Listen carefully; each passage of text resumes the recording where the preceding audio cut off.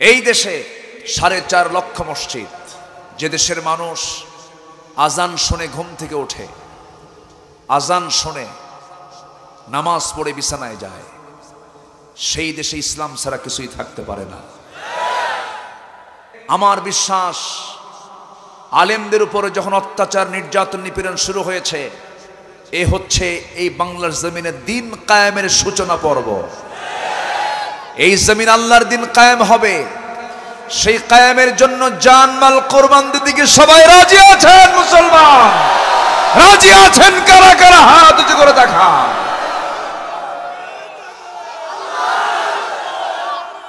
আল্লাহ সবাইকে কবুল করুন, জোরে বলি আমিন, আরো জোরে আমিন। সম্মানিত ভাইয়েরা, সম্মানিত বন্ধুগণ, সূরার নাম কি বলেন? সূরার নাম কি? মারিয়াম। আল্লাহ তাআলা এই সূরার ভিতরে অনেক সাবজেক্ট নিয়ে কথা বলেছেন। আমি যে সাবজেক্ট আমি ধরতে চাচ্ছি সেটা হলো, আমরা তো মরে যাব, তাই না? আচ্ছা, আল্লাহকে মানে না এমন লোক আছে না? আছে না? মরতে হবে মানে না এরকম লোক আছে? মরে যেতে হবে এটা বিশ্বাস করে না এমন লোক আছে? মরতে হবে এটা সবাই বিশ্বাস করে। এটার কোনো অবিশ্বাসী কেউ নাই, কারণ মরা তো চোখের সামনে দেখে। বাপ গেছে, দাদা গেছে, আমিও যাব। যেহেতু আমাকে আপনাকে মরে যেতেই হবে, যারা ইমানদার তারা কোরআনটা হাদিসটা পড়ে এটাই বিশ্বাস এনেছে, মরা মানে মরা না, জাস্ট মরা মানে হচ্ছে ট্রান্সফার হয়ে যাওয়া। দুনিয়া থেকে আলমে বারজাখে চলে যাব, আলমে বারজাখ থেকে আলামুল আখিরায় চলে যাব। হাসর হবে, বিচার হবে, মিজান পুল সিরাত পার হতে হবে। এরপর আমার আপনার জন্য দুটো রাস্তা খোলা আছে, একটা হলো জান্নাত, আরেকটা কি? একটা জান্নাত, আরেকটা কি? জাহান্নাম। আমার ভাইয়েরা, যেহেতু মরে যেতেই হবে, আমরা যারা ইমানদার তারা বিশ্বাস করি সামনে দুইটা রাস্তা খোলা, একটা হলো জান্নাত আর একটা হলো জাহান্নাম। এর মাঝামাঝি কোনো জায়গা আছে নাকি? আসতে বলবেন না, জায়গা আছে নাকি? একটা জাহান্নামের পথ আর একটা জান্নাতের পথ, একটা আল্লাহর পথ আর একটা শয়তানের পথ। এই দুনিয়াতেও পথ কয়টা বলেন? একটা কার পথ আর একটা কার পথ? শয়তানের পথ। কিছু কিছু ব্যক্তি আছে যারা কোনো পথেই থাকতে চায় না। যদি বলা হয় আপনি কোনো দল করেন নাকি? না, আমার কোনো দল নেই, আমি নিরপেক্ষ মানুষ, বাবাজি কিছু বুঝি না, এরকম কিছু লোক আছে না? নাই বলেন তো। নিরপেক্ষতা ইমানদারের মুখ থেকে বের হতে পারে না। ইমানদার কখনো নিরপেক্ষ শব্দটা বের করতে পারে না, কারণ নিরপেক্ষ মানে যার কোনো পক্ষ নাই। কিন্তু আল্লাহ তাআলা কোরআনে কারীমের মধ্যে পক্ষের কথা বলেছেন কিনা বলেন? আসতে বলছেন কিনা বলেন? আল্লাহ তাআলা বলছেন, ইন্নামা ওয়ালিয়্যুকুমুল্লাহু ওয়া রাসূলুহু ওয়াল্লাযীনা আমানুল্লাযীনা ইউকিমুনাস সালাহ ওয়া ইউতুনাস যাকাহ ওয়া ইউতিউনাল্লাহা ওয়া রাসূলাহ। আল্লাহ তাআলা বলছেন, তোমাদের তো বন্ধু হবে তিনজন, আল্লাহ এবং রাসূল এবং যারা ঈমানদার। ওয়াল্লাযীনা আমানুল্লাযীনা ইউকিমুনাস সালাতা ওয়া ইউতুনাস যাকাতা ওয়া হুম রাকিউন। ومن يتولى الله ورسوله والذين آمنوا فإن حزب الله هم الغالبون। জোরে বলুন আল্লাহু আকবার। সূরাতুল মায়েদা 55 এবং 56 নম্বর আয়াতে আল্লাহ তাআলা বলে দিচ্ছেন, যারা আল্লাহকে বন্ধু বানাবে, রাসূলকে যারা বন্ধু বানাবে, ইমানদারকে যারা বন্ধু বানাবে, সেই দলটাই হলো আল্লাহর দল। কার দল বলেন? আল্লাহর দল। এবং তোমরা জেনে রেখে দিও, প্রকৃত আল্লাহর দলরাই হবে বিজয়ী। জোরে বলি সুবহানাল্লাহ। তাহলে দল করার দরকার আছে না নাই? দলের আরবি হলো হিজবুন, ইংরেজি হলো পার্টি। এখানে পার্টি অফ আল্লাহ, আল্লাহর দল। কে করতে বলেছেন? আসতে বলবেন না, কে করতে বলেছেন? আর একটা কার দল? বলেন কার দল? যে কোনো একটা দলে যেতে হবে, আল্লাহর দল অথবা শয়তানের দল। মাঝখান থেকে যে লোকটা বলে আমি কোনো দল করি না, আমি নিরপেক্ষ মানুষ, তাহলে এটা কোন দল? ওটা হচ্ছে মুনাফিক। ওটা এমন জিনিস, ডাক্তার রোগীর রোগ ধরার জন্য এত ডায়াগনোসিস করতেছে কিন্তু রোগ বের হয় না। যে রোগীর রোগ বের হয় না, ডাক্তারের কি ঘুম থাকে? বিশাল পেরেশান, রোগ খুঁজে পাওয়া যাচ্ছে না। তো সমাজে কিছু লোক থাকে যাদেরকে সহজে চেনা যায় না। এটা কোন গ্রুপ? বলেন এটা কোন গ্রুপ? বলেন মুনাফিক। মুনাফিক কাফেরের চেয়েও খারাপ, মুনাফিক মুশরিকের চেয়েও খারাপ, মুনাফিক ফাসিক জালিমদের চেয়েও খারাপ। আল্লাহ তাআলা মুনাফিককে চেনার জন্য একটা লম্বা সূরাই দিয়েছেন, মুনাফিকুন। সূরা মুনাফিকুন পড়ো, দেখো তো তোমার মধ্যে কোনো মুনাফিকের গন্ধ আছে কিনা, খুঁজে বের করো। কার কথা? আল্লাহর কথা। আমার ভাইয়েরা, একজন সাহাবী বাড়ি থেকে বের হয়ে গেছেন, দৌড় মেরে মেরে আর চিৎকার মেরে মেরে যাচ্ছেন নবীর দরবারের দিকে, বলতেছেন না ফাকা হানজালা, না ফাকা হানজালা, না ফাকা হানজালা। হানজালা মুনাফিক হয়ে গেছে, মুনাফিক হয়ে গেছে। মাঝপথে সাইয়েদনা আবু বকর সিদ্দিক রাদিয়াল্লাহু আনহুর সঙ্গে দেখা হয়ে গেল। বলা হলো, হানজালা তুমি এরকম করে চিৎকার মেরে না ফাকা হানজালা বলছো কেন? কি হয়েছে তোমার? কি দেখুন ভাই, নবীর সামনে যখন বয়ান শুনি চোখে পানি আটকাতে পারি না। নবীর দরবারে যখন বসে থাকি দুনিয়ার কোনো কথা মনে থাকে না, কিন্তু নবীর দরবারে ছেড়ে যখন বাড়িতে চলে আসি দুনিয়ার কথা মনে হয়ে যায়, বউ পরিবার পরিজনদের কথা মনে হয়ে যায়। আমার মন বলছে আমি বুঝি মুনাফিক হয়ে গেছি। আমারও তেমন হয়। দুইজন আবার যোগ দিছে তার সাথে। নবীর সামনে এসে বলছেন, ইয়া রাসূলুল্লাহ, আমি মনে হয় মুনাফিক হয়ে গেছি। কেন, কি হয়েছে হুজুর? আপনার সামনে বসলে দুনিয়ার কথা মনে থাকে না, আপনার থেকে দূরে চলে গেলেই বউ পরিবার পরিজনদের কথা মনে হয়। আমি মনে হয় মুনাফিক হয়ে গেছি। রাসূল বললেন, ও হানজালা, বুঝতে ভুল হয়েছে তোমার। বিয়েটা আমার সুন্নাত, ব্যবসা আমার সুন্নাত, সন্তান লালন পালন করা আমার সুন্নাত। তোমার ভিতরে যা তারা করেছি এটা তোমার ইমানের পরিপক্কতার কারণে তারা করেছে। একটা কথা জেনে রেখে দিও হানজালা, শোনো, আমার উম্মতের বৈরাগ্যতা নাই, ইসলামে কোনো বৈরাগ্যতা নাই। আমার উম্মতের বৈরাগ্যতা একটা জায়গায় হবে, সেটা হলো জিহাদের ময়দান। জোরে বলি সুবহানাল্লাহ। সাহাবীরা কি টেনশন করেছেন?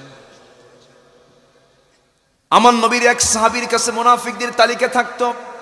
আমার নবীজি তার কাছে তালিকাগুলো বলে দিতেন, এই সমস্ত বান্দাগুলো মুনাফিক, এই সমস্ত ব্যক্তিরা মুনাফিক।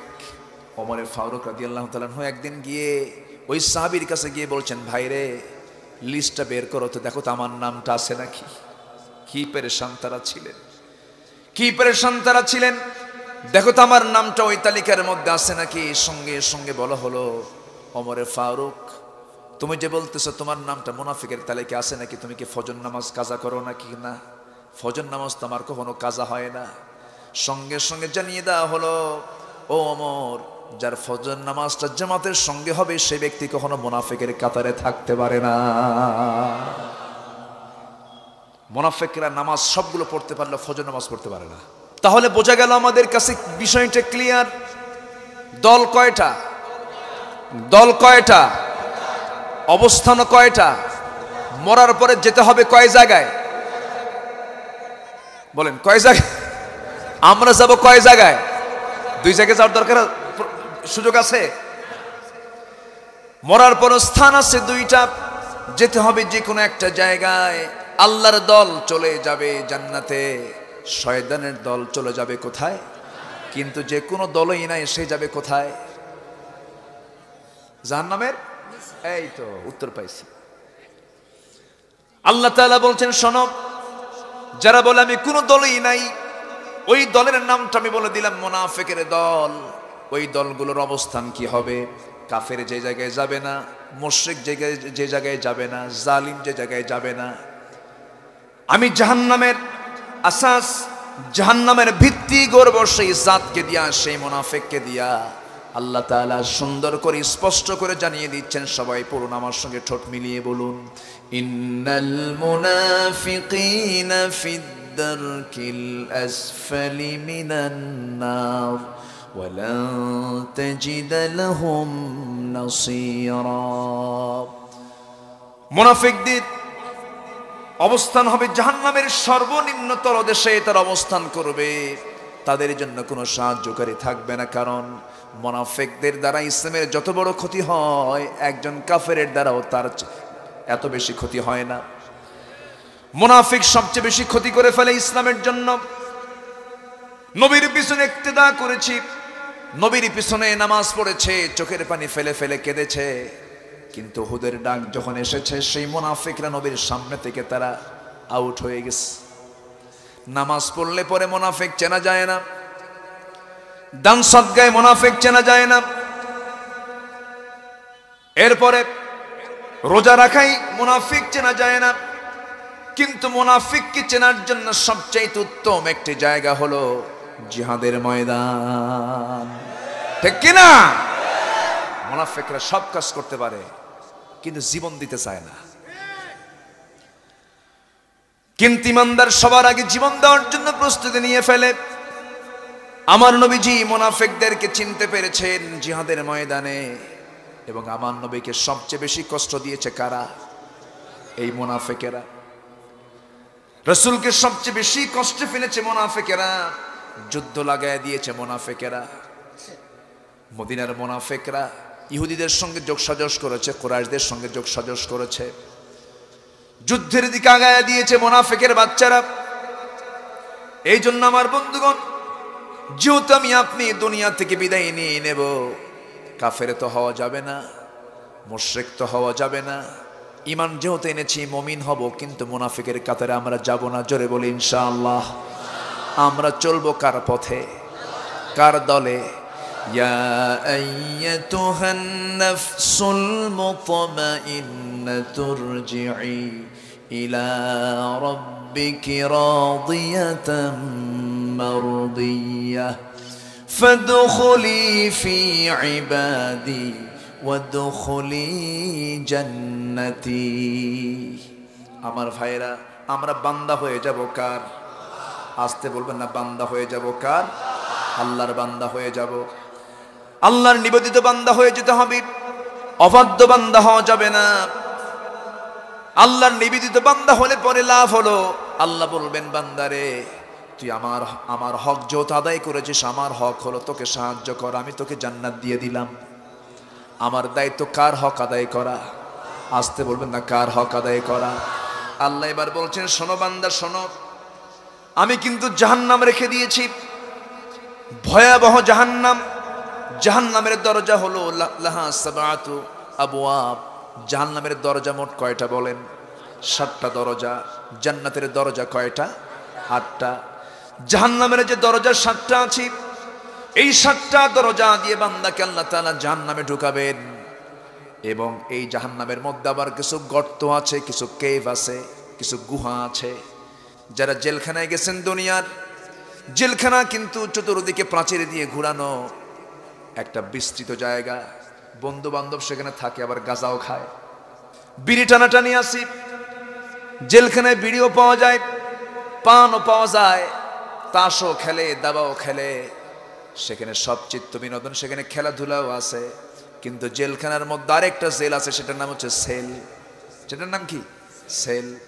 ওই সেলের ভিতরে ওই আসামিটাকে একা একাই থাকতে হয়। ছোট্ট জায়গার মধ্যে তাকে পেশাব পায়খানা করতে হয়, সেই জায়গায় তাকে খাইতে হয়, ঘুমাতে হয়। দারুণ একটা কঠিন জায়গা হলো সেল।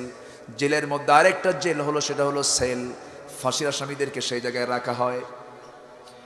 আল্লাহ তাআলা বলছেন, বান্দারে, তোকে তো আমি 7টা জাহান্নাম তোর জন্য রেডি রেখে দিয়েছি, তুই যদি আমার অবাধ্য হয়ে যাস, এর মধ্যে কিছু বিশেষ একটা জায়গা আছে জাহান্নামের মধ্যে, আরো ভয়াবহ জাহান্নাম, ভয়াবহ একটা গর্ত আছে, সেল আছে। সেই সেলটার নাম হলো গাইয়া। গাই নামক দোজখের গর্ত।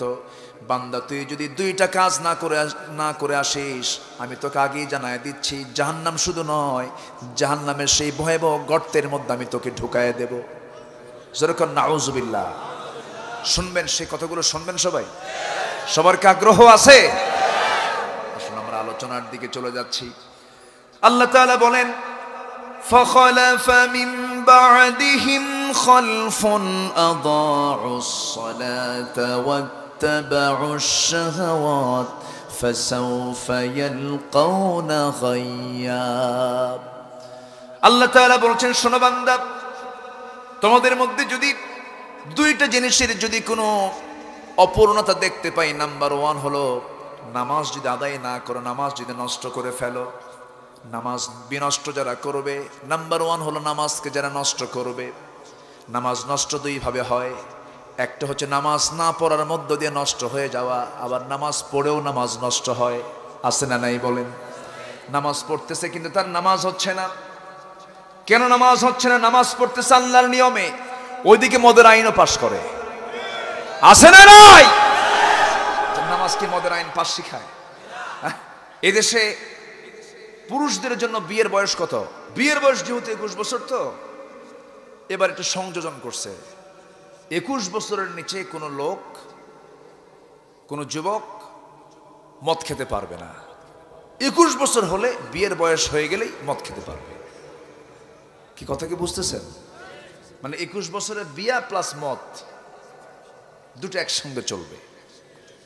এবং বিশেষ দ্রষ্টব্য, শুক্রবারে মদের দোকান বন্ধ থাকিবে। আমার কথা কি বুঝতেছেন? আচ্ছা, এই আইন যদি কেউ পাশ করে, সে যদি নামাজ পড়ে, তার নামাজ কি হবে? আসতে বলেন কেন? নামাজ কি হবে? নামাজ এবং মদ এক জায়গায় থাকতে পারে? নামাজের রেজাল্ট কি? ইন্নাস সালাতা তানহা আনিল ফাহশাই ওয়াল মুনকার। নামাজ মানুষকে অশ্লীলতা, বেহায়াপনা, নির্লজ্জতা, পাপ কাজ থেকে দূরে রাখে। তাহলে এমন নামাজ পড়ছে যে মদের আইন পাশ করতেছে। কি কথা কি বুঝতেছেন আপনারা? আচ্ছা, হজও করে। কি করে? হজও করে। তাহলে কি বাদ আছে কোন? শয়তানও খুশি, শয়তানও যেন বেজার না হয়, আল্লাহও যেন খুশি হয়। দেখেন না, আমার দেশের অভিনেত্রী অভিনেতারা মাঝে মাঝে হজে যায়, ওমরায় যায়। এই তো কয়েক মাস আগে এক মহিলা গেছে, অভিনেত্রী গেছে ওমরায়। ওমরা থাকা অবস্থায় দেশে লাগছে ওরিনে পেঁয়াজ। এমন পেঁয়াজ লাগছে, মন্ত্রীর সঙ্গে পেঁয়াজ লেগে গেছে। ও তো বোতল খাইয়া কি কইছে আল্লাহ জানে, ওর তো মনেও নাই মনে হয়। বোতল খাইলে তো মনে থাকার কথাও না। ওইদিকে এখন ওমরায় যায়া লাইভে এসে বলতেছে, প্রিয় দেশবাসী, আমি অর্ধযুগ ধরে আমি দেশের শিল্প চিত্র জগতে আমি অভিনয় করে যাচ্ছি, জাতির সেবা করে যাচ্ছি। কি কথা কি বুঝতেছেন? আমি দীর্ঘদিন যাবত সুনামের সঙ্গে এই দায়িত্ব পালন করে আসতেছি। আমার বিরুদ্ধে একটা অভিযোগ দেওয়া হয়েছে, আমি পরিস্থিতির শিকার, আমার কোনো দোষ নেই।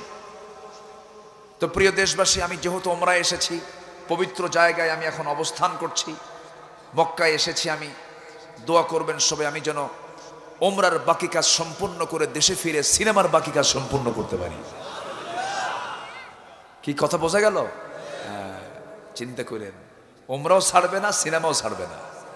আমার দেশে এমন সভাপতি আছেন যিনি মাহফিল কমিটির সভাপতি, মসজিদ কমিটির সভাপতি, ওইদিকে যাত্রা কমিটির সভাপতি, নাইট ক্লাবের সভাপতি। আছে না নাই?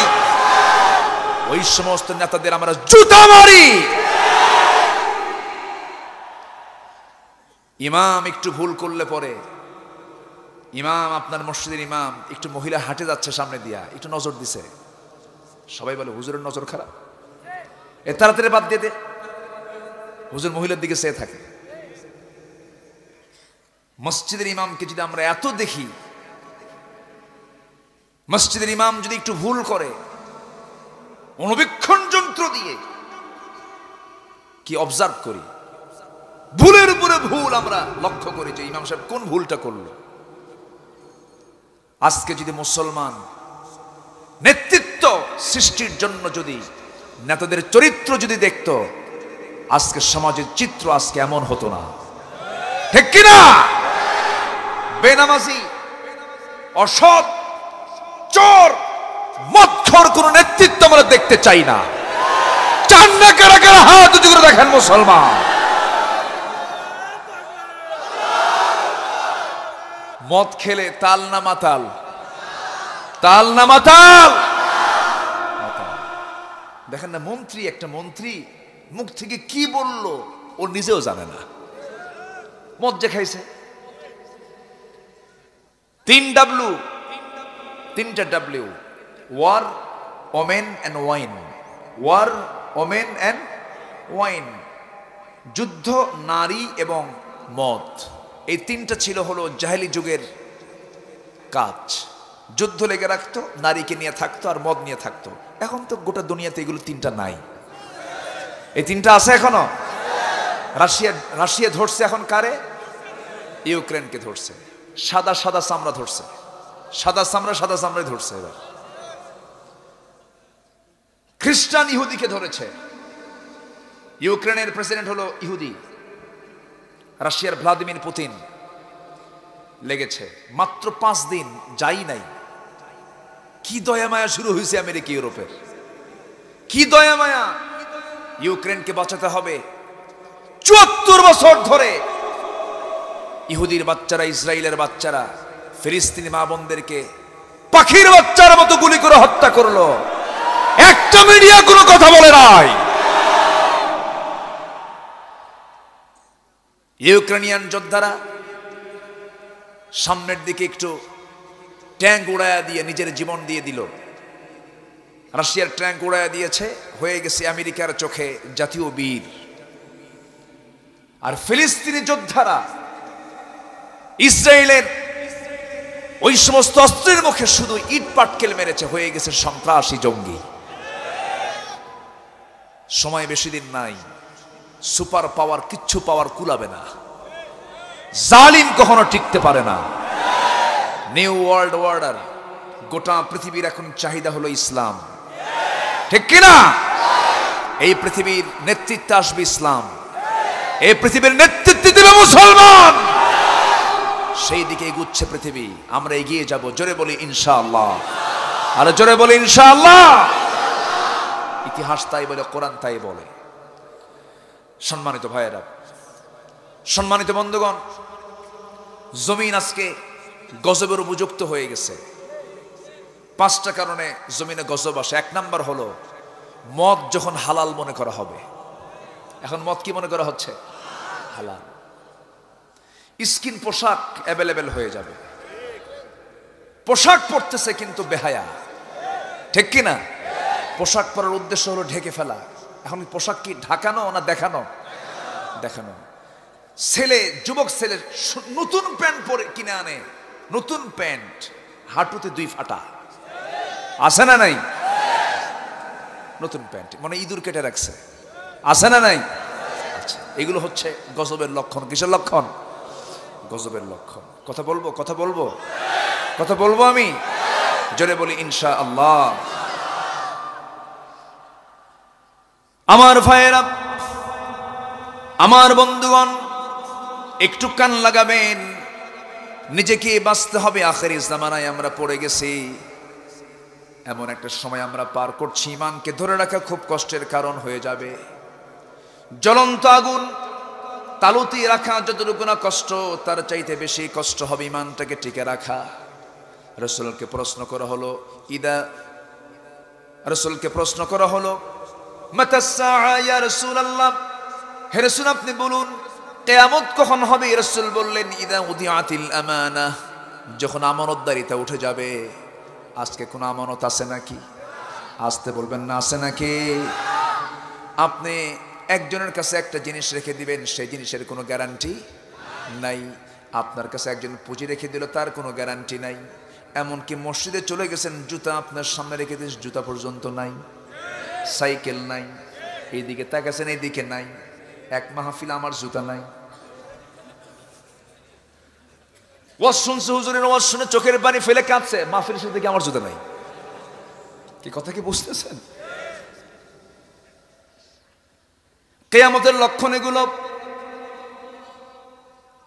আমার ভাইয়েরা, বছর কয়েক আগে মালদ্বীপে গেছিলাম। মালদ্বীপ 4 লাখ লোকের একটা দেশ, এই সার্কের মধ্যে মালদ্বীপে গেছি। সেন্ট্রাল মসজিদ, আমি এক মন্ত্রী মহোদয়, ওনার সঙ্গে, ছোট দেশ তো মন্ত্রীরা সবসময় ঘোরাফেরা করে, দেখা যায়। তো আমি সেন্ট্রাল মসজিদে ঢুকবো, জুতা হাতি নিয়ে আমি ভিতরে যাচ্ছি। আমার দিকে এরকম করে তাকায় বলতেছে, কি আপনি জুতা হাতি নিচ্ছেন? জুতাও কি নামাজ পড়বে নাকি? মানে অবাক হয়ে যাচ্ছে, জুতা তো বাইরে থাকবে। আমার দেশে আমরা আগে না জুতা আগে? মসজিদে গেলে আমি আগে না জুতা আগে? জুতা কি পিছে থাকে না সামনে থাকে? যত বড় জায়গা তত বড় সামনে, জুতার সামনে রেখে এরপরে নামাজ পড়তে হয়। তাও যদি আবার রুকুতে যাওয়া হয়, রুকু পর্যন্ত সমস্যা নাই, সামি আল্লাহু লিমান হামিদা বলে। এখন সেজদায় গেলে তো কিচ্ছু দেখা যায় না, তখন টেনশন থাকে, জুতা আছে তো, জুতা আছে তো। আচ্ছা, আমি কি ভুল বলতেছি ভাই বলেন তো? বাস্তব তো এটা। আমরা কোথায় আছি? আমরা কোথায় আছি আজ? আমি আমাকে বিশ্বাস করতে পারি না, আমি আমাকে বিশ্বাস করতে পারি না। এই হচ্ছে সিচুয়েশন। আমরা ভালো হয়ে যাব, জোরে বলি ইনশাআল্লাহ। আমরা কি জাহান্নাম চাই না জান্নাত চাই? জাহান্নাম চাই না জান্নাত চাই? তাহলে নামাজ ঠিক করব না নষ্ট করব? নামাজ ঠিক করব না নষ্ট করব? আল্লাহ বলছেন 2টা কারণ তোর মধ্যে পাইলে পরে আমি তোকে জাহান্নামের গর্তের মধ্যে ঢুকে দেব। যাবেন? যেতে দেব না তো? যাবেন নাকি? বসে আছেন তো? বলি আলহামদুলিল্লাহ। মরিচ চিনেন? মরিচ, এই যে বড় বড় মরিচ যেগুলো, ওগুলোর ঝাল বেশি না ঝাল কম? কম। আর একটা মরিচ আছে ছোট্ট, আবার খাড়া মরিচ, উল্টা, ঝাল কম না বেশি? এই ছোট মরিচ, ঠিক আছে না? খুব চটপাট। আলহামদুলিল্লাহ। আমি তো লম্বা মানুষ, এলেম কালাম তেমন নাই। যারা খাটো মানুষ হয় না তাদের বুদ্ধি বেশি হয়। খাটো মানুষের হার্ট আর মাথা কাছাকাছি থাকে তো, আর লম্বা মানুষের মাথা থেকে হার্ট অনেক দূর, এই জন্য বুঝতে লেট হয়।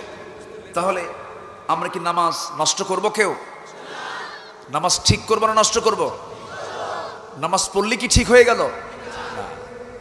নামাজ ঠিক করতে হলে মতকে বিশ্বাস করা যাবে না। নামাজকে ঠিক করতে হলে দুনিয়ার কোন আইনকে বিশ্বাস করা যাবে না মুসলমান, তাহলে নামাজ ঠিক হবে। খালফুন আদাউস সালাহ, এটার তাফসীরে 2 রকম বর্ণনা আসছে। নামাজ না আদায় করে নষ্ট করা, নামাজ আদায় করেও নষ্ট করে। দেখেন এই আয়াতের আবার তাফসীর আসছে সূরা মাউনে।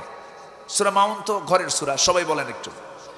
আল্লাহ তাআলা বলেন, আরাআইতাল্লাযী ইউকাযযিবু বিদ্দীন ফাযালিকাল্লাযী ইয়াদউল ইয়াতীম ওয়া লা ইয়াহুদ্দু আলা তাআমিল মিসকিন ফাওয়াইলুল লিল মুসাল্লিন الذين هم عن صلاتهم ساهون الذين هم يراءون ويمنعون الماعون জোরে বলুন আল্লাহু আকবার।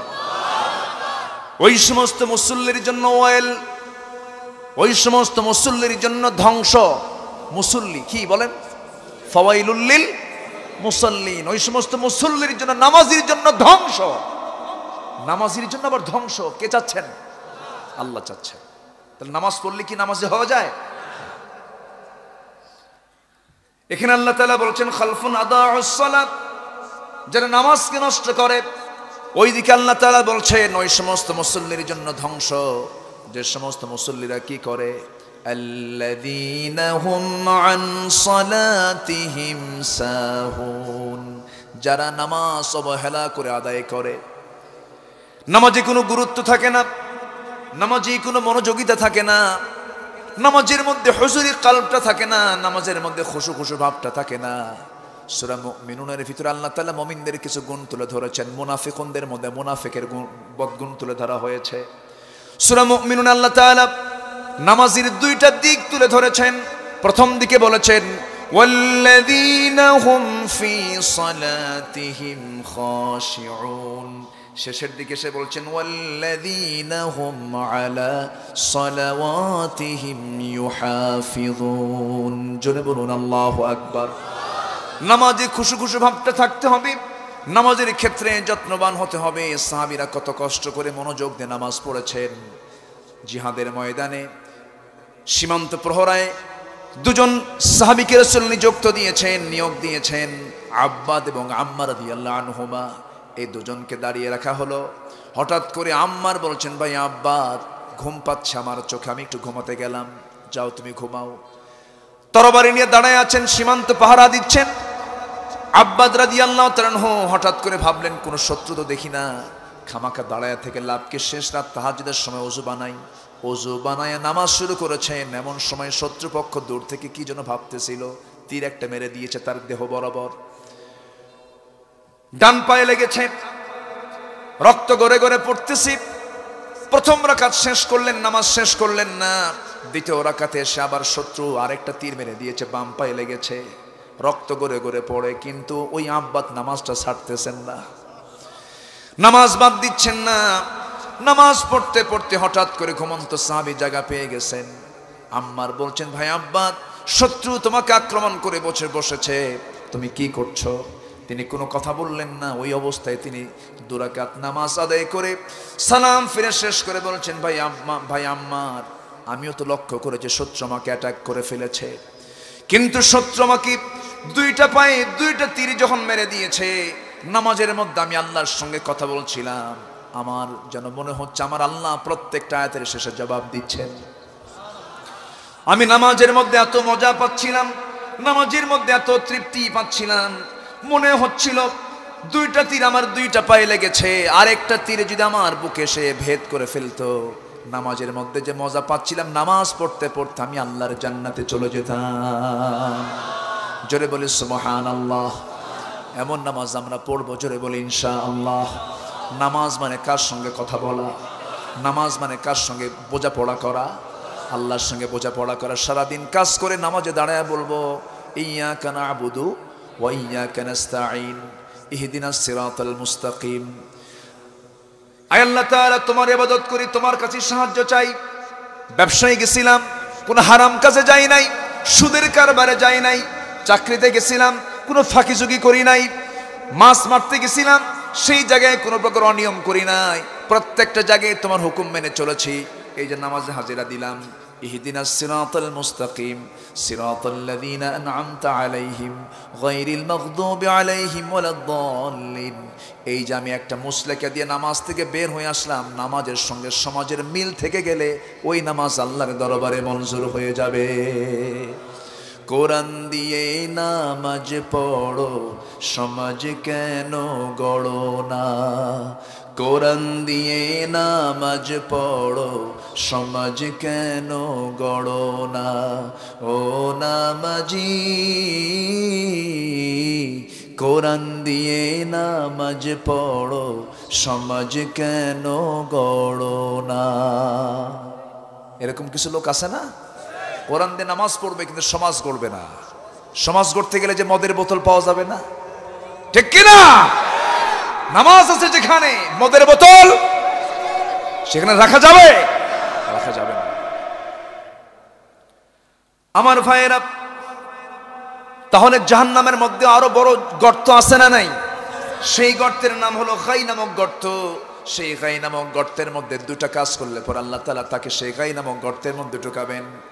এটা আসছে সরাসরি কোরআনের আয়াত। আল্লাহ তাআলা 2টা উপকরণের কথা তুলে ধরেছেন, কিন্তু আয়াতের তাফসীরে কুরতুবীর মধ্যে এসেছে, ইবনে আব্বাস হতে বর্ণিত তাফসীরে কুরতুবীর ভিতরে আল্লাহ তাআলা আরো 6টা কারণ এখানে তুলে ধরেছেন। তাফসীর এসেছে মোট 8টা অপরাধ যারা করবে, এই 8টা অপরাধের জন্য আল্লাহ তাআলা শুধু জাহান্নাম দিবেন না, তাদেরকে জাহান্নামের সেই গর্তের মধ্যে ঢুকাবেন। কয়টা অপকর্ম করলে বলেন? 8টা অপকর্ম। চলতেছে কয় নাম্বার? চলতেছে কয় নাম্বার? তাহলে এখন বলেন, আমার জন্য কি এক রাতে হবে? পৃথিবীতে এমন কিছু দেশ আছে যে দেশ ভোলার চেয়েও ছোট, আছে না নাই? বেশি বাড়াবাড়ি করলে আপনারা এখানে একটা কিছু ঘটায় দিবেন, যা নাকি? জি আলহামদুলিল্লাহ। আল্লাহ তুমি ভোলাকে কবুল করো, জোরে বলি আমিন। সমস্ত প্রাকৃতিক দুর্যোগ থেকে, নদী ভাঙ্গন থেকে, নদী ভাঙ্গন আছে না, নদী ভাঙ্গন থেকে, সকল প্রকার প্রাকৃতিক দুর্যোগ থেকে, বিভিন্ন আযাব গজব থেকে তুমি আল্লাহ ভোলাকে হেফাজত করো। জোরে বলি আমিন। জি, ভোলাতে কি নাই? ভোলাতে বড় বড় আলেমরাও আছে। এই জাতির এখনো নেতৃত্ব দিচ্ছে ভোলার আলেমরা। বলি আলহামদুলিল্লাহ। ভোলাতে কি নাই? ভোলা ছাড়া কিছু চলে না তো, আলহামদুলিল্লাহ বলে। দুই একটা আবু জেহেলও থাকতে পারে, থাকবেই তো ওগুলো। দুই একটা মূর্খ থাকবে না, থাকবে না, থাকবে না, থাকবে না। রাসূল আছেন যেখানে আবু জেহেলও সেখানে। আসুন তাহলে যোগ হয়ে গেল, মোট 8টা অপকর্মের সঙ্গে যার সম্পর্ক থাকবে তাকে শুধু জাহান্নাম নয়, জাহান্নামের গর্তের মধ্যে ঢুকতে হবে। কেউ কি ঢুকতে রাজি আছি? কেউ কি জাহান্নামে যেতে চায়? তাহলে বাদ দেব কয়টা কাজ? 8টা কাজ বাদ দেব। 1 নম্বর চলতেছে, আমরা নামাজ নষ্ট করব না ঠিক করব? নামাজ ঠিক করে ফেলব। নামাজকে আমরা নষ্ট করব না। আবার নামাজের পাশাপাশি নামাজও পড়ে আবার সিনেমাও দেখে। এমন লোক আছে না নাই বলেন? অশ্লীল সিনেমা দেখে। এখন তো সিনেমা হলে যাওয়া লাগে না, সবচেয়ে বড় সিনেমা হল বলেন সবাই মোবাইল। সিনেমা হলগুলো এখন হয়ে গেছে গুদাম। কি হয়েছে? আর ওই সমস্ত সিনেমা হলগুলো চলে না, চলবে কেমনে? সবার হাতে হাতে এখন সিনেমা হল চলে আসছে। কি দেখবেন আপনি? মন যা চায় আপনি সব কিছু দেখতে পারবেন, কিন্তু দেখবেন আপনি, আপনাকে দেখবেন কে? আসতে বলবেন না কে? আজকে সবচাইতে মানুষ জঘন্য হয়ে যাচ্ছে কেন?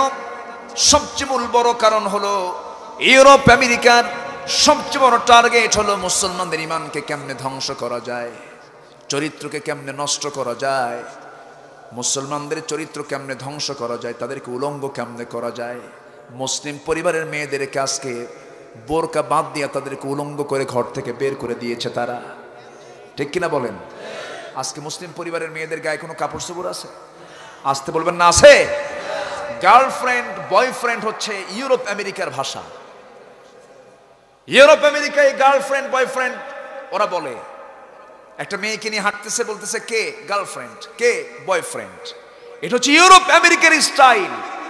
অসভ্য তারা, পশুর মতো তারা, যার দিকে লোলুপ দৃষ্টি বলে তার দিকে এগিয়ে যায়।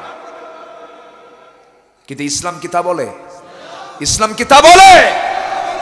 আমি আমার ভাষায় বলি, যে বলে এটা আমার গার্লফ্রেন্ড হয়, এটা আমার বয়ফ্রেন্ড হয়, গার্লফ্রেন্ড হলো ছদ্মবেশী পতিতা। আসতে কোন কেন? ছদ্মবেশী কি? পতিতা।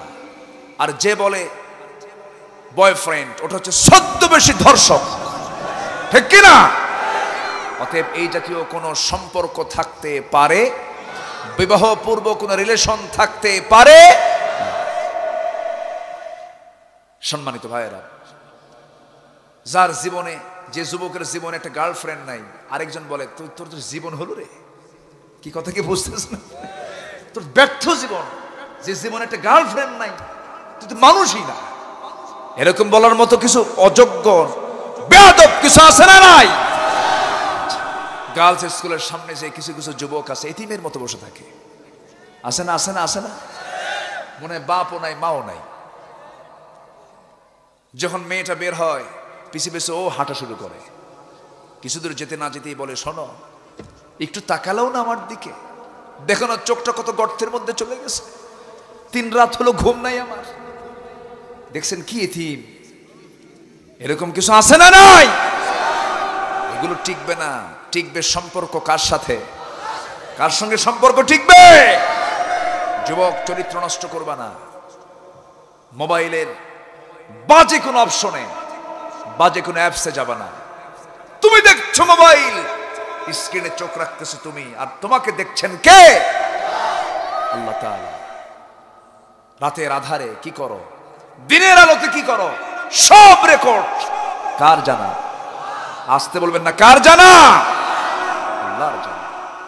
আজকে সবচেয়ে ভয়ানক যুব সমাজ ধ্বংসের সবচেয়ে বড় হাতিয়ার হিসাবে নিয়েছে হলো ইউরোপ আমেরিকার হলো পর্নোগ্রাফিগুলো, এই নীল পর্নোগ্রাফিগুলো আজকে যুব সমাজকে ধর্ষণের দিকে ঠেলে দিচ্ছে। এগুলো কিন্তু বন্ধ করা ওয়ান টাইমের ব্যাপার ছিল, এগুলো বন্ধ করা সম্ভব ছিল, কিন্তু এগুলোকে আজকে অ্যাভেলেবেল করে দেওয়া হয়েছে। এই সমস্ত পর্নোগ্রাফি দেখলে কি হয়, মানুষের চোখের সামনে, কপালের সামনে কিছু ফ্রন্টাল সেল আছে। এই ফ্রন্টাল সেল যদি কেউ এই জাতীয় দৃশ্যগুলো, নগ্ন দৃশ্যগুলো যদি বারবার দেখে, তার সামনের ফ্রন্টাল যে সেল আছে, এই সেলগুলো সব মরে যায়, সে মৃত্যুর দিকে চলে যায়, তার জীবন যৌবন ধ্বংসের দিকে চলে যায়।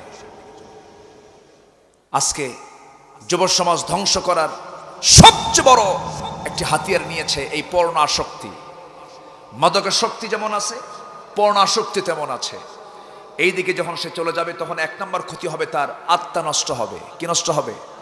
রুহটা নষ্ট হবে। সেই রুহের দ্বারা তার নামাজ হবে না, নামাজে প্রাণ পাবে না, নামাজে মনোযোগিতা আসবে না, নামাজের মধ্যে তার মেডিটেশন আসবে না, ধ্যান আসবে না, চোখে পানি আসবে না, সে আল্লাহর দিকে নিজেকে রুজু করতে পারবে না, এবং সেই দিলটাকে সে শান্ত করতে পারবে না।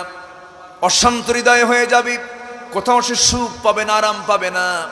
এই জন্য আমার বন্ধুগণ, আমার আত্মার তৃপ্তির জন্য, আমার আত্মাকে ঠিক রাখার জন্য চোখটাকে কন্ট্রোল করার দরকার আছে না নাই? আসতে বলবেন না, আছে না নাই? ইন্নাস সামআ ওয়াল বাসারা ওয়াল ফুআদা কুল্লু উলাইকা কানা আনহু মাসউলা। শ্রবণ শক্তি, দৃষ্টি শক্তি, অন্তর শক্তি সব আল্লাহর কাছে জিজ্ঞাসিত হবে। চোখ দেখি দেখেছি, কান দেখি শুনেছি, অন্তর দেখি চিন্তা করেছি। আমার ভাইয়েরা, এই সমস্ত বাজে দৃশ্যগুলো দেখলে পরে আত্মা নষ্ট হয়ে যায়। নাম্বার 2 হলো ধর্ষণ বেড়ে যাবে। দেখবেন যে ধর্ষণের যে রেকর্ডগুলো আছে, তাদেরকে যদি ধরা হয়, যদি বলা হয় তুমি এই কাজে কেন আসলা, সেই সময় সে বলে যাবে আমি এই সমস্ত দৃশ্যগুলো দেখেছি। পশুর মতো হয়ে যায় তখন সে। এমনকি ওই সমস্ত যুবকের কাছে নিজের বোনও নিরাপদ নয়, ঠিক কিনা? নিজের পরিবারও তখন নিরাপদ থাকে না। আমার ভাইয়েরা, এই সমস্ত বাজে কাজের অভ্যাস থাকলে পরে সে মাস্টারবেশনে চলে যায়, হস্তমৈথুনে চলে যায়, জীবন যৌবন সব ধ্বংস হয়ে গেল, শরীরটা নষ্ট হয়ে গেল। এরপরে বিবাহিত জীবনে সে কোনো সুখী হতে পারবে না। এই সমস্ত বিষয়গুলো আজকে মুসলমানদের তাহজিব তামাদ্দুনকে ধ্বংস করার জন্য এগুলো পরিচালিত হচ্ছে। আমার ভাইয়েরা, এই সমস্ত কাজ করলে পরে সে নামাজ ঠিক রাখবে না, নষ্ট করে ফেলবে।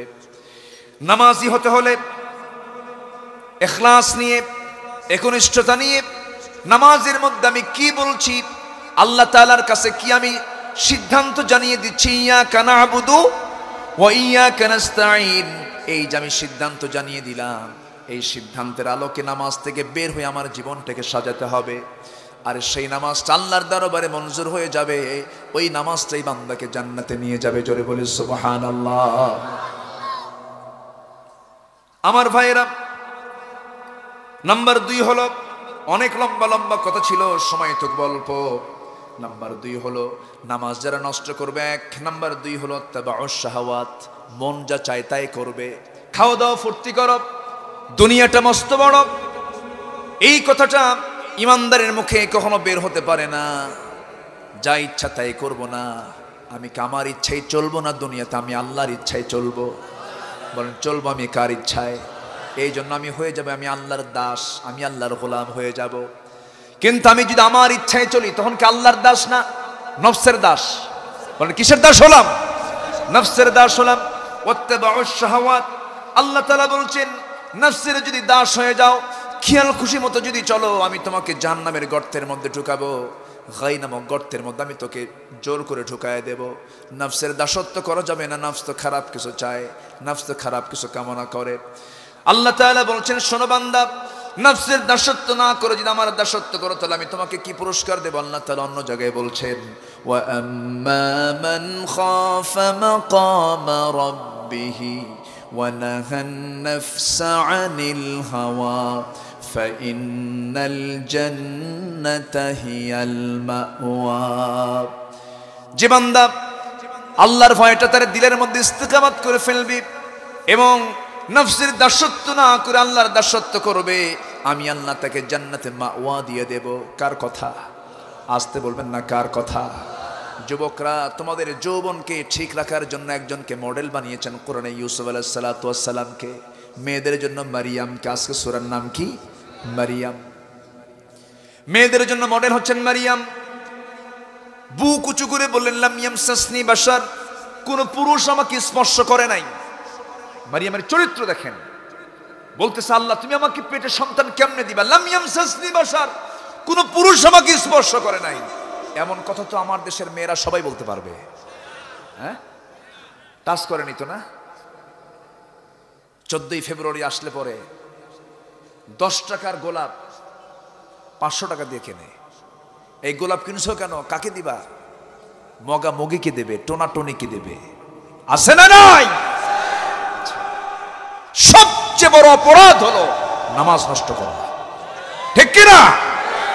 পৃথিবীতে যত অপরাধ আছে সমস্ত অপরাধ এক পাল্লায় দেন, নামাজ নষ্ট করার অপরাধ এক পাল্লায় দেন। এই অপরাধ সবচেয়ে বড় অপরাধ। কারণ আল্লাহ তাআলা এখানে 1 নম্বর এটাই ধরে ধরেছেন, নামাজ নষ্ট করা যাবে না। আমার ভাইয়েরা, যদি কোনো মহিলার পেটে বাচ্চা আসছে, ডেলিভারির সময় হয়ে গেছে, ডেলিভারি হতে নিয়ে মাথাটা বের হয়েছে, বডিটা আমার পেটের মধ্যেই রয়ে আছে, নেফাসের হুকুমটা এখনো আসে নাই, ওই সময়ে যদি ওই মহিলার সেন্স যদি লেস না হয়, অজ্ঞান যদি না হয়, উনি যদি মনে করতে পারেন নামাজের সময় হয়েছে, ওই সময়ও তাকে ওই অবস্থায় নামাজটা পড়ে নিতে হবে। নামাজ, নামাজ কার হক? আসলে নামাজ কার হক? আল্লাহর হক। আল্লাহর হক আমরা নষ্ট করব না। নামাজ পড়বো আমরা কয় ওয়াক্ত? 5 ওয়াক্ত। এই নামাজ 5 ওয়াক্ত ছিল না, নামাজ তো 50 ওয়াক্ত হয়েছিল। আমার নবীজি 50 ওয়াক্ত নামাজ নিয়েই চলে আসতেছেন মেরাজ থেকে। কয়েক আসমান পার হয়ে চলে আসছেন। এক আসমানে এক নবী আটকা দিয়ে বলে, আল্লাহ তাআলা আপনাকে কি কি দিলেন উম্মতের জন্য? 50 সালাতান, 50 ওয়াক্ত নামাজ। তাই ও চলবে না, নামাজ কমাতে হবে। আমার রাসূল বললেন, ভাই এটা কেমন করে হলো? আল্লাহ দিয়েছেন ফয়সালা, আপনি এটা কেমন কি বলতেছেন? না ঠিক আছে, আপনি নবী বড় এবং আল্লাহর সিদ্ধান্তই চূড়ান্ত, এটাও ঠিক আছে, কিন্তু আমি যতটুকু আমার অভিজ্ঞতা, আপনি নবী বড় হতে পারেন, কিন্তু আমি তো উম্মতটা সেইসা আগে, আমি বুঝি উম্মতের কি দশা। নামাজ 50 ওয়াক্ত হবে না, নামাজ কমাতে হবে। তাহলে এখন কি করা যায়? তা আপনি আল্লাহর কাছে আবার যান। আমি আর যেতে পারবো না, আপনি যান আল্লাহর কাছে। আল্লাহ যদি কিছু বলে, আপনি আমার নামটা নেবেন। জোরে কান সুবহানাল্লাহ। সে নবীর নাম কি? মুসা। কঠিন নবী এটা। আল্লাহু আকবার বলেন। আল্লাহকে মাঝে মাঝে তিনি আটকায় ফেলতেন। একদিন আল্লাহকে বলতেছেন, আল্লাহ শোনো, কি? আচ্ছা তুমি জান্নাত বানাইছো, ভালো কথা, তো জাহান্নাম বানাইছো, জাহান্নামের গর্ত বানাইছো কার জন্য? কে বান্দার জন্যই। কে বান্দাকে তুমি এত মহব্বত করে বানালা, এত ভালোবাসো বান্দাকে, সেই বান্দাকে জাহান্নাম দিতে নিয়ে তোমার কি একটুও দয়া হবে না? দেখছেন পেঁচ লাগাইছে কোন জায়গায়। আল্লাহ বলতেছে, মুসা তুমি বলার উদ্দেশ্য কি? আল্লাহ তোমার থেকে একটু জানতে চাই, একটু আটকায় দিলাম, একটু বলো না আমাকে, একটু বুঝাও। জোরে কোন সুবহানাল্লাহ। আল্লাহ বলতেছে, তাই তুমি এই মুহূর্তে গম নাও, গমের কিছু দানা নাও, এই গমের কিছু বীজ নিয়ে তুমি জমিনে ছিটায় দাও। এখানে কিসের আবাদ হয়েছে? এখানে গম না? আমি তো গমই দেখলাম আসতে নিয়ে, যে গম, এই তো, হ্যাঁ, তো গম ছিটায় দেওয়া হয়েছে। আল্লাহ বলেন, মুসা তুমি গমের আবাদ করো। গম ছিটায় দিলেন, গম হলো, পাকলো, ম্যাচিউরড হলো। ফসল কেটে গমগুলো নিয়ে গোলায় রাখলেন। গোলা বোঝেন তো? গোলায় রেখে দিলেন। আর যে নাড়াগুলো থাকে, এই নাড়া সহ যেগুলো গম কাজে আসে নাই, এগুলোতে তিনি আগুন ধরায় দিলেন। যখন আগুন ধরায় দিয়েছেন, তখন আল্লাহ বলতেছেন, মুসা জমিতে আবাদ করে আবার আগুন ধরায় দিলা কেন? কাল্লা, জমিতে তো আগুন ধরায় দেই নাই, আবাদেও আগুন ধরাই নাই। যেগুলো আবাদ, যেগুলো কাজের গম, যত্ন করে গোলায় রাখছি। আর যেগুলো কোনো কাজ নাই, ওয়াকাম, এই যে নাড়াগুলো, এগুলো তো আমি আগুন দিয়ে ধরায় দিছি, এদের কোনো কাজ নাই। আল্লাহ বললেন শোনো, তুমি যেমন আবাদের জন্য গম আবাদ করেছো, কাজের গমগুলো তুমি তুলে নিয়ে গেছো, আর অকাজের গমগুলো আগুন দিয়ে জ্বালায় দিয়েছো, ঠিক তেমনি আমার যারা কাজের বান্দা, আমি তাদেরকে যত্ন করে 8টা জান্নাতে ঢুকায় দেব। আর যেগুলো কাজ করবে না অকাজ, ওগুলোকে জাহান্নাম দিয়ে আমি জ্বালায় শেষ করে দেব। যেরকম নাউজুবিল্লাহ। মুসা কয় আল্লাহ এই জন্য তো তুমি আল্লাহ। যেরকম সুবহানাল্লাহ। তুমি এরকম করে মাঝে মাঝে আল্লাহকে প্রশ্ন করতেন। সেই নবী বলতেছেন আপনি যান, আল্লাহ যদি কিছু বলেই আপনি আমার নামটা নেবেন, আল্লাহ আমার নাম নিলে অন্তত উনি চিন্তা করবেন। যেরকম সুবহানাল্লাহ। আমার নবীজি 50 ওয়াক্ত নামাজ নিয়ে আসলেন না। আমার আল্লাহ বললেন আমার হাবিব নামাজ 50 ওয়াক্ত লাগবে না, 40 ওয়াক্ত লাগবে না, 20 ওয়াক্ত লাগবে না, 10 ওয়াক্ত লাগবে না, ডান পাশের শূন্য কেটে দিয়া মাত্র 5 ওয়াক্ত নামাজ আমি আমার বান্দার জন্য দিয়ে দিলাম। আপনার উম্মতকে জানিয়ে দেন 5 ওয়াক্ত নামাজ পড়বে, কিন্তু 50 ওয়াক্তের সমান সওয়াব তাকে দেওয়া হবে। সওয়াব কমবে না, সওয়াব 50 ওয়াক্তেরই হবে, কিন্তু 5 ওয়াক্ত নামাজ আমি দিয়ে দিলাম। আমার ভাইরা সেই নামাজটা আমরা সময় মতো পড়বো। আইয়ুল ইসলামি খাইর, রাসূলকে বলা হলো আইয়ুল আমালি হাব্বু ইলাল্লাহ, আল্লাহর কাছে সবচাইতে প্রিয় কাজগুলো কি কি? রাসূল বললেন 1 নাম্বার আসসালাতু আলা ওয়াক্তিহা, সময় মতো নামাজ। এরপরে কি বিররুল ওয়ালিদাইন, পিতামাতার সঙ্গে সুন্দর আচরণ করা। এরপরে কি? রাসূল বললেন আল্লাহর পথে জিহাদে ঝাঁপিয়ে পড়া। জোরে বলে সুবহানাল্লাহ। আমার ভাইয়েরা, এই হাদিসের ভিতরে আল্লাহর হক আছে, বান্দার হক আছে, পিতামাতার হক আছে, এবং নিজের ঈমানকে মজবুত করার জন্য, নিজের ঈমানকে যাচাই করার জন্য জিহাদের কথাও এসেছে। যে ব্যক্তির মধ্যে জিহাদের তামান্না থাকবে না, সে ব্যক্তির মরণ হচ্ছে মুনাফিকের মরণ। কিসের মরণ বলেন? মুনাফিকের মরণ। আমার ভাইয়েরা, আমার বন্ধুগণ, একটু পরে এই বিষয়টি নিয়ে আসতেছি। আমি বলেছি 8টা কারণে জাহান্নামের গর্তে যেতে হবে। কয়টা কারণ বলেন? 8টা কারণ। 2টা কারণ বললাম। 1 নাম্বার হলো নামাজকে যারা নষ্ট করবে। নাম্বার 2 হলো যারা খেয়াল খুশি মতো চলবে, নফসের দাসত্ব করবে। নফসের দাস হব না আমরা, আল্লাহর দাস হব। আল্লাহর দাস হব। মন যা চায় তা করা যাবে না, মন যা বলে তা বলা যাবে না, মন যা শুনতে চায় তা শোনা যাবে না, মন যা করতে বলে তা করা যাবে না। একটা সুন্দরী মেয়ে হেঁটে যাচ্ছে, মন তো চাবে চোখের খোরাক চেয়ে থাকা, মন তো চাবে অনেক কিছুই করি আমি, কিন্তু মনকে কখনো প্রশ্রয় দেওয়া যাবে না। আল মুজাহিদু মান জাহাদা নাফসা, প্রকৃত মুজাহিদ তো সেই যে তার নফসের বিরুদ্ধে জিহাদ করতে পেরেছে। আমার ভাইয়েরা, একজন নবীর কথা কিছুক্ষণ আগে বলেছি, যে নবীর নাম হচ্ছে ইউসুফ আলাইহিস সালাতু ওয়াস সালাম। তার সুন্দর চেহারাই ছিল তার জীবনের জন্য বড় পরীক্ষা। আল্লাহ তাআলা তাকে সুন্দর রূপ দান করেছিলেন। সুন্দর রূপ যাদের আছে তাদের জন্য একটা পরীক্ষা, কিনা বলেন? পরীক্ষা। সুন্দর রূপে আকর্ষণ হয়ে যায়। সুন্দর একটা সুদর্শন যুবককে দেখে মেয়ে তার দিকে অফার দিয়ে ফেলে। আবার একজন সুন্দরী মেয়ে, সে যদি নিজেকে না ঢাকতে পারে তার দিকেও অফার দিয়ে ফেলে। শয়তানের ওয়াসওয়াসা আছে না নাই? আসতে বলবেন না, আছে না নাই? সেদিন একজন আমাকে প্রশ্ন করে, হুজুর 2 বছর ধরে একটা মেয়ের সঙ্গে আমার প্রেম হয়েছে। আমি বললাম প্রেম কিসের রে? কে প্রেম হয়েছে? রিলেশন। হ্যাঁ, তারপরে কি হয়েছে? কি 2 বছর ধরে আমার সঙ্গে রিলেশন হলো, এমনকি আমার সঙ্গে দৈহিক সম্পর্ক হওয়ার পর মেয়েটা আমাকে ফাঁকি দিয়ে যাচ্ছে, ওর কি গুনাহ হবে না হুজুর? দেখছেন আমার কথা কি বুঝতেছেন? আমারে বলতেছে হুজুর 2 বছর ধরে রিলেশন হওয়ার পর সে আমাকে ফাঁকি দিয়ে চলে যায়, ওর কি গুনাহ হবে না? আমি বললাম তুই হারামজাদা, এইদিকে আয়। এই হচ্ছে অবস্থা আজকে সমাজের। প্রশ্ন শুনলেও বোঝা যায় যে কি অবস্থা, কি চলছে আজ। ফোন তো আছেই, মোবাইল তো আছেই। আরেকজন প্রশ্ন করতেছে যে হুজুর শেষ রাত্রিতে মাঝে মাঝে ফজর সময় আমি চেতন পাই না, যদি কোনো চেতন পাওয়ার জন্য, জায়গা পাওয়ার জন্য কোনো বান্ধবী যদি তাকে ফোন দিয়ে জাগায় দেয়, এটা কি জায়েজ হবে না হুজুর? দেখছেন বান্ধবীর জায়গাতে উঠবো ফজর নামাজ পড়তে, এরকম আছে না নেই বলেন? এগুলো করা যাবে না। একজন পুরুষের জন্য জীবনে বন্ধু বান্ধবী একজন হবে, সে কে হবে? এই আল্লাহ কিসের? একজন পুরুষের জীবনে বান্ধবী হবে একজন, সে কে? বলেন কে? স্ত্রী। একজন স্ত্রীর জন্য তার জীবনে বন্ধু হবে, পুরুষ একজন বন্ধু হবে, সে কে? স্বামী। এছাড়া এরকম বন্ধু কোথাও খুঁজে বের করা যাবে কখনো না, এটা খেয়াল রাখতে হবে। ইউসুফ আলাইহিস সালামের সুন্দর চেহারাই ছিল তার জীবনের জন্য বড় পরীক্ষা। এমন সুন্দর চেহারা ছিল তার চেহারার বর্ণনা আল্লাহ তাআলা সূরা ইউসুফে তুলে ধরেছেন। জুলাইখা তার প্রেমে আকৃষ্ট হয়ে পড়ল, এমন অবস্থা পাগলের মতো হয়ে গেছে।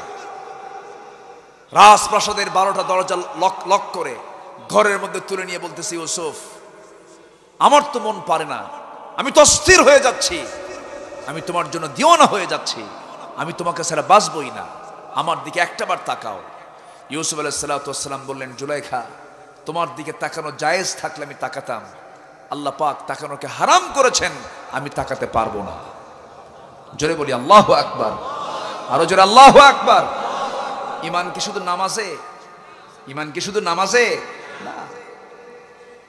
ইউসুফ আলাইহিস সালাম নফসের দাস হলেন না, নফসের তাবেদারি করলেন না। ওই মুহূর্তে জুলাইখা তার সৌন্দর্যের সকল প্রস্রাব তার সামনে ডিসপ্লে করে দিল।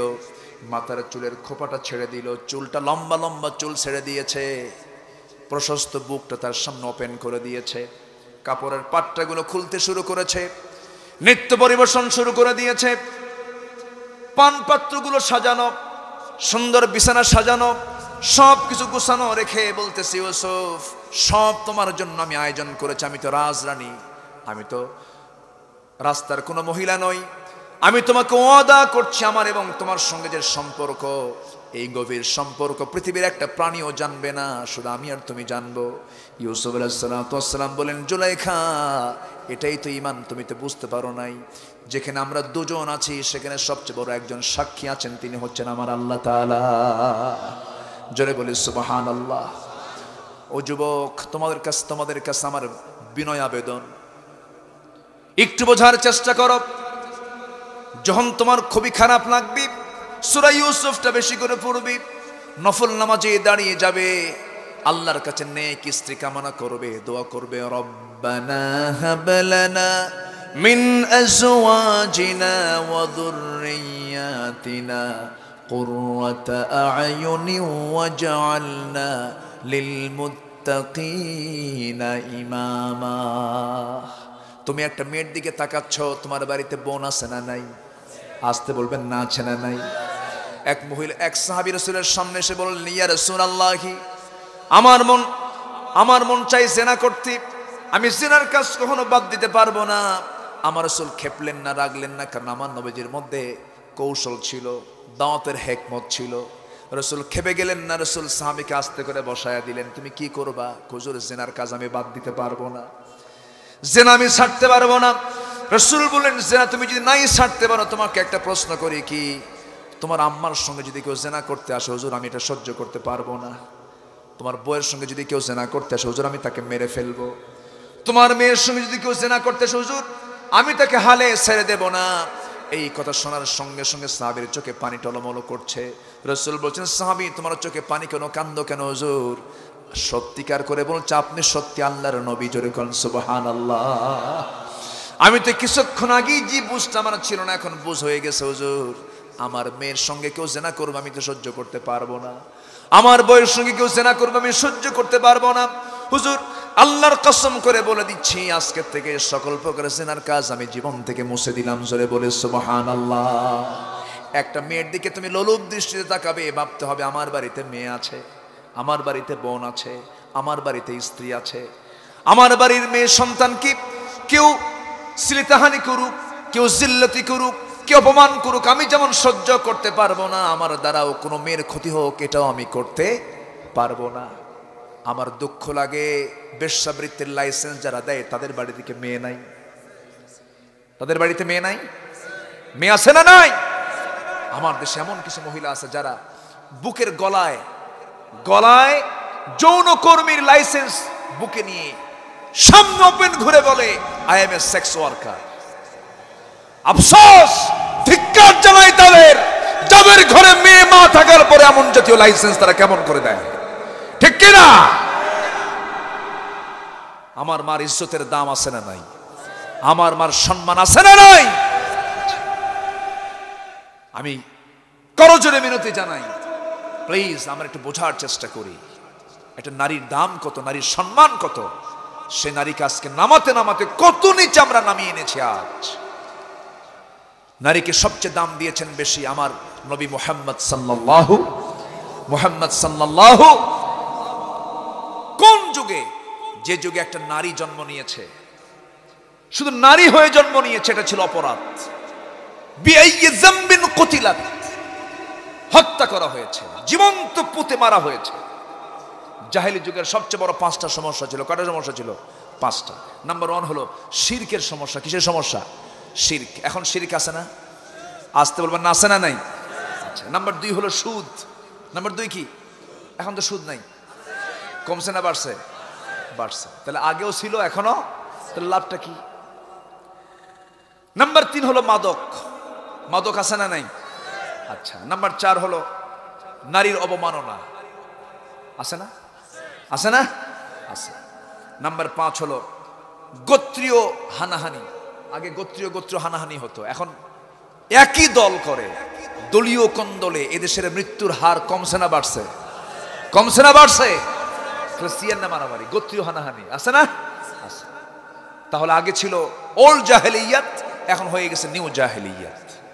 কোনো তফাৎ নাই, সব বন্ধ হয়ে যাবে। সকল নেতৃত্ব ছাড়ো, নবীর নেতৃত্ব ধরো, সকল আইন বর্জন করো, আল্লাহর আইন হাতে নাও। রাজি আছেন কারা কারা? হাত উঁচু করে দেখাও।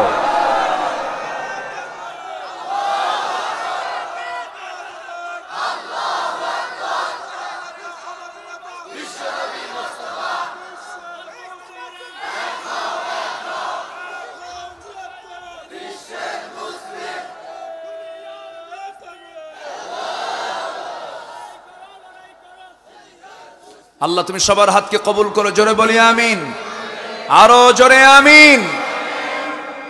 কয়টা কারণে জাহান্নামের গর্তে যেতে হবে? বলুন কয়টা কারণ? 8টা। চলতেছে কয় নাম্বার? ইউসুফ আলাইহিস সালাতু ওয়াস সালাম নফসের দাস ছিলেন, আল্লাহর দাস ছিলেন। জুলাইখা তাকে ঈমান হারা করতে পেরেছে? পেরেছে। কাকে ভয় করেছেন? যুবকরা আমরাও ভয় করব। কাকে? তোমার সামনে আলে আসবে, তোমার সামনে জুলেখা আসবে, তোমার সামনে লাভলি বিউটি শম্পা চম্পা কুতকুতনি সুলকানি খাউজানি আসবে। ঈমান টিকে রাখতে হবে। রাজি আছেন বাবাজি? সবাইকে রাজি আছেন? আল্লাহ কবুল করুন, জোরে বলি আমিন। ওয়াত্তাকুল্লাহ ওয়াত্তাকুন নিসা ফাইন্না আউওয়ালা ফিতনাতি বানি ইসরাঈল কানাত ফিন নিসা। আল্লাহকে ভয় করো, নারীর ফিতনাকে ভয় করো। কারণ আজকে নারীরা ঈমান নষ্ট করার জন্য যত ধরনের পোশাক পরা দরকার সব পোশাক পরে, ঠিক কি না? বোরকা পরে কিন্তু শরীর ঢাকে না। বোরকা পরলে বোরকাওয়ালি হওয়া যায়, কিন্তু পর্দাশীলা হওয়া যায় না। টুপি দাঁড়িয়ে রাখলে টুপিওয়ালা দাড়িওয়ালা হওয়া যায়, সুন্নতওয়ালা হওয়া যায় না। সম্মানিত ভাইয়েরা, এজন্য আমরা নফসের দাস হব না, আমরা দাস হব কার? আল্লাহ। অনেক কথা ছিল, সময় তো খুব অল্প, শেষের দিকে আমি আস্তে আস্তে চলে যাচ্ছি। মন চাচ্ছে আরো কথা বলি, কিন্তু বড় মাহফিল তো। এই মাহফিল এসেছেন 50 মাইল দূর থেকে, এরকম লোকও আছে, আছে না? আছে। সব দিকে খেয়াল করতে হবে। মাহফিল কমিটি কোথায় আছে নাকি সবাই? জি আলহামদুলিল্লাহ। ইমাম সাহেব না? আপনি তো ইমাম সাহেব, উনি কই? আচ্ছা আলহামদুলিল্লাহ। মুরব্বী, আলহামদুলিল্লাহ। আল্লাহ তুমি মুরব্বীকে কবুল করো, পরিচালক মহোদয়কে তুমি আল্লাহ কবুল করো, জোরে বলি আমিন। জি, আমি কি আলোচনা চালাবো আরো? হায় হায় হায়, এত আগ্রহ আপনাদের, কি করব? হ্যাঁ, ও কাজা সহ আদায়। আচ্ছা দেখা যাক, বলি আলহামদুলিল্লাহ। খুব ভালো লাগলো, খুবই ভালো লাগলো আপনাদের এত সুন্দর রিসিভ, এত সুন্দর গ্রহণ। বলি আলহামদুলিল্লাহ। আল্লাহ আমাদের সম্পর্ক জান্নাত পর্যন্ত গড়াইয়া দাও, জোরে বলি আমিন। জান্নাতের মেহমান হব না আমরা? জান্নাতের মেহমান হব না? জান্নাত আল্লাহ বানাইছেন, জান্নাতে যেতেই হবে, যাবই আমরা। জোরে বলি ইনশাআল্লাহ। সেটাই, আমরা জান্নাতে যেতেই হবে আমাদের ইনশাআল্লাহ। ইনশাআল্লাহ বলেন। তাহলে জান্নাতে যেতেই হলে কাজ করা যাবে না কয়টা? কয়টা কাজ করা যাবে না? আবার সূরা মুদ্দাসসিরের মধ্যে আসছে, মা সালাকাকুম ফি সাকার। ও দোজখবাসীরা, আজকে তোমরা দোজখে কেন? দোজখবাসী বলবে আমরা 4টা কাজ করে আসি নাই। কয়টা কাজ? তাহলে যে 4টা কাজ ওরা করে নাই, আমরা সেই 4টা কাজ কি করব? সেই 4টা কাজ কি? মা সালাকাকুম ফি সাকার ক্বালু লাম নাকু মিনাল মুসাল্লিন ওয়া লাম নাকু নুতঈমুল মিসকিন ওয়া কুন্না নাখুদু মা'আল খায়িদিন ওয়া কুন্না নুকাযযিবু বিয়াউমিদ্দিন। জোরে বলুন আল্লাহু আকবার। আজকে আমরা জাহান্নামে কেন নাম্বার 1? নামাজ পড়ি নাই। তাহলে এখানেও 1 নাম্বার কয় কি? নামাজ পড়ি নাই। ওয়ালাম নাকু নুতঈমুল মিসকিন, মিসকিনদেরকে খাবার দেই নাই, বান্দার হক নষ্ট করেছি, সমালোচকদের সঙ্গে সমালোচনা করেছি, আর বিচার দিবসকে অস্বীকার করেছি। হুজুরদের ওয়াজ শুনছি আর হাসছি, হুজুররা কি কয়, ঠাট্টা করেছি, হেও করেছি, বিশ্বাস করি নাই। কিন্তু আজকে সব তো সত্য হয়ে গেল, এই জন্য আজকে আমরা জাহান্নামের মধ্যে আছি। এই জায়গায় আল্লাহ তাআলা 8টা কারণ তুলে ধরেছেন। নাম্বার 2 হয়ে গেল। নাম্বার 3 হলো যে জেনাকার জেনা করতে করতে পাকা জেনাকার হয়ে গেছে, ওই লোকটাকে আল্লাহ পাক জাহান্নামের গর্তের মধ্যে ঢুকাবেন। কিছু লোক আছে হঠাৎ করে জেনা হয়ে গেছে, অবিবাহিত অবস্থায়, তার শাস্তিও বেশি না কম? অবিবাহিত যুবকের জন্য শাস্তি বেশি না কম? কম। তাকে মিয়াতে জালদা, 100 দৌড়া মারার অর্ডার দিয়েছেন কে? আল্লাহ। কিন্তু যে বুড়া, কি নাম কি, যে বুড়া, বুড়া বুঝতেছেন তো? বুড়ার আরবি হলো শেখ। বুড়ার আরবি কি? শেখ। হাদিসের যে বুড়া তাকে বলা হয় শেখুল হাদিস, শেখুল হাদিস। আর বুড়ার যে মানে জেনার যে মানে জেনা করতে করতে যে বুড়া হয়ে গেছে, মানে জেনার বিষয়ে যে পাকা, ওকে বলে শেখুজ জানি। আর শেখুজ জানি হাদিস কিন্তু এটা, লা ইয়ানজুরুল্লাহু ইয়াওমাল কিয়ামাহ, আল্লাহ তাআলা 3 শ্রেণীকে কিয়ামতের দিন তাকাবেন না। এর মধ্যে 1 নম্বর হলো শেখুজ জানি, যারা বৃদ্ধ জেনাকার, বুড়ো হয়ে গেছে কিন্তু জেনার কাজ বাদ দেয় না। এমন লোক তো ভোলা জেলায় নাই। আস্তে কোন কেন আছে না নাই? এই সমস্ত বুড়া জেনাকারকে আল্লাহ তাআলা কোথায় ঢুকাবেন? শুধু জাহান্নাম না গর্তের মধ্যে? সেই গর্তের নাম হচ্ছে গাই। সেই গর্তের নাম কি? গাই। আবার বলেন, গর্তের নাম কি? গাই। ফাসাউফা ইয়ালকাউনা গাইয়া। নাম্বার 4 হলো যে মদ্যপায়ী, মদ পান করতে করতে পাকা হয়ে গেছে, পাকা মদ্যপ হয়ে গেছে, যে আল্লাহ তাআলা তাকে জাহান্নামের গর্তের মধ্যে ঢুকাবেন। নাম্বার 5 হলো যে সুদখোর, সুদের কারবার করতে করতে সুদটাকে জায়েজ মনে করে, এমন লোক বাংলার জমিনে আছে না নাই? বসে বসে খায়, সুদের কারবারগুলো করে, ওই লোকগুলোকে আল্লাহ তাআলা জাহান্নামের গর্তের মধ্যে ঢুকাবেন। নাম্বার 6 হলো যে সন্তান পিতামাতার হক আদায় করে না, এমন সন্তান বাংলাদেশে কমতেছে না বাড়তেছে? কিছুক্ষণ আগে পরিচালক মহোদয় বললেন না, কে যেন বললেন, টাকার অভাব নাই, সম্পদের অভাব নাই, ধানমন্ডির বাসিন্দা, ছেলে অস্ট্রেলিয়া থাকে, কত যোগ্যতা, ছেলে মেয়ে সবাই সেটেল, সবাই সিটিজেনশিপ ইউরোপ আমেরিকার, এত কিছু থাকার পরেও যে অস্ত্র তার নিজের সেফটির জন্য কিনেছিল, লাইসেন্স সহ নিয়েছিল, সেই সিকিউরিটি নিশ্চিত করার জন্য সেই যে পিস্তল তার হাতে ছিল, সেই পিস্তল দিয়ে জীবনটা দিয়ে দিচ্ছে কেন? এর মূল কারণ অন্য কিছু নয়, সন্তান পিতাকে দেখে না, পিতা সন্তানকে দেখে না। এই জন্যই কিন্তু এই অবস্থাগুলো হয়ে যাচ্ছে। শুধু সন্তানের যে দোষ হবে তাও না, সন্তানের জন্য পিতামাতাকে দায়ী হতে হবে, আবার পিতামাতার জন্য সন্তানকেও দায়ী হতে হবে। এই বিষয়গুলো বুঝতে হবে। যারা এই সমস্ত হকগুলো আদায় করবে না, আল্লাহ তাআলা তাকে জাহান্নামের গর্তের মধ্যে ঢুকাবেন। নাম্বার 7 হলো যে মিথ্যা সাক্ষী দেবে, মিথ্যা মামলা এবং মিথ্যা সাক্ষীদাতা, আল্লাহ তাআলা গর্তের মধ্যে ঢুকাবেন। মিথ্যুক সাক্ষী বাংলার জমিনে আছে না নাই? আসতে বলবেন না, আছে না নাই? তোমার টাকা আছে, প্রভাব আছে, তোমার ব্যক্তিগত প্রভাব খাটায়া তোমার চেয়ারটিকে রক্ষা করার জন্য ফেরেশতা চরিত্রে মানুষগুলোকে মামলা দিয়া ধর্ষক বানায়া জেলখানায় রাখবা। কিয়ামতের দিন বুঝবা আল্লাহ পাক তোমাকে জাহান্নামের ওই গর্তের মধ্যে ঢুকাইয়া ছাড়বে। ঠিক কিনা আমার ভাইয়েরা? নাম্বার 8 হলো যে নারী অপর সন্তানকে স্বামীর সন্তান বলে চালায়া দেবে, অর্থাৎ জেনার কাজে লিপ্ত হবে। আজকে দুনিয়াটা কত জঘন্য হয়ে গেছে। এই দুনিয়াতে আজকে নারীর পেট পর্যন্ত ভাড়া পাওয়া যায়। বইয়ের পেটে সন্তান নেবে না, একটা নারীর পেট নিয়ে আসবে। কার পেট? নারীর পেট নিয়ে আসবে। নারীকে কিনে নেবে 10 মাসের জন্য, সে নারীর পেটের সন্তানটা দিয়ে দেবে, সেই সন্তানটা আবার সে নিয়ে নেবে। এই সমস্ত কাজগুলো যারা করবে আল্লাহ তাআলা তাকে জাহান্নামের গর্তের মধ্যে ঢুকাবেন। কার কথা? আল্লাহ তাআলা এই 8টা জঘন্য কাজ থেকে আমাদেরকে হেফাজত করেন।